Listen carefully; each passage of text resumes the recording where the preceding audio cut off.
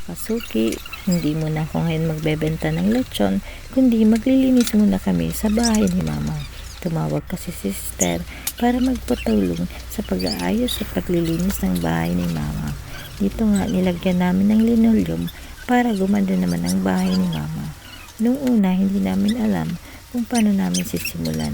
Kasi nga madami si mama mga nakatambak na kahon, like na mga lalagyanan ng mga biscuit na mga imported pa daw, mga galing pa yun sa mga kamag-anak namin sa abroad.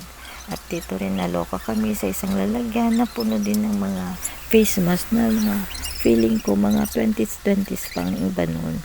Pero nakumbinsi naman namin sa kalaunan si mama na kailangang itapon ang mga gamit ng ganon.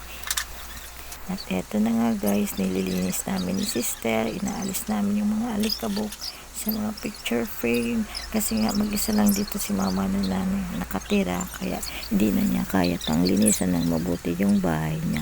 At hindi ko na dito na ipakita yung final retouch namin ni sister kasi nga nalobat na ako dito at pasensya na guys sa boses ko kasi bagong gising lang ako at medyo nasa mood para mag-vlog. Thank you!